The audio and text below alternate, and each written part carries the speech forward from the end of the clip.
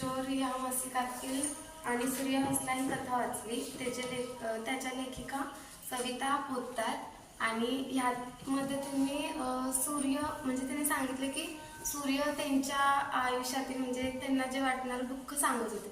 सूर्य म्हणजे की चंद्र आणि सूर्य यांच्यामध्ये ते तुलना करत होते की म्हणजे पृथ्वी तलावरची जी सगळी माणसं आहेत ती सूर्यावरती कविता लिहितात, चंद्रावरती कविता लिहितात आणि माझ्यावरती कोणच लिहत नाही, असं भरपूर काय दुःख सांगत होतं. मग त्याला पृथ्वीला मग ते कळालं की सूर्य उदास आहे.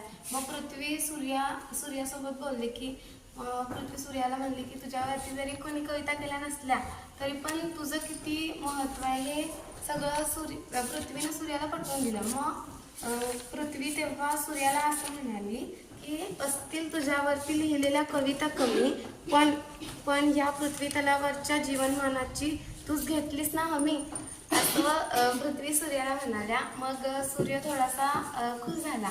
मग सूर्याला कळालं की त्याचं महत्त्व किती आहे. आणि ह्याच्यातून मला असं कळालं की आपण स्वतःमधले दुर्गुण शोधण्यापेक्षा स्वतःमध्ये किती चांगलं आहे हे शोधले तर चांगलं.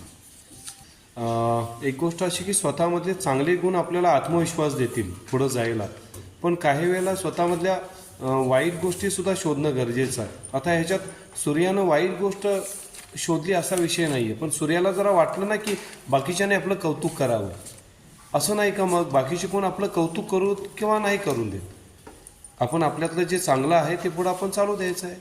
हां, पण आपल्यातलं जर एखादी दुःख म्हणजे आपल्यामध्ये जर एक कमतरता असली तर मग ती दुसऱ्याने सांगितल्यावरती आपण सुधारू शकतो. पण ती गोष्ट जर आपल्यामध्ये कमी असली तर मग आपण त्याच गोष्टीची नाराजी धरून नाराज राहणं योग्य नाही आहे ना. हां, त्याला मराठी भाषेमध्ये एक शब्द आहे बाळांनो की न्यूनगंड. हां, बाकीच्यांच्यात आहे आणि माझ्यात नाही, असं का असा विचार करण्यापेक्षा आपल्यात जे आहे आपल्यातला राजहंस ओळखणं. आवडली गोष्ट. आणि कोण हसला? किशोर मासिक कसं वाटलं मला? छान आहे ना. मग दर महिन्याला वाट बघायची किशोर मासिकाची. छान, शाबास.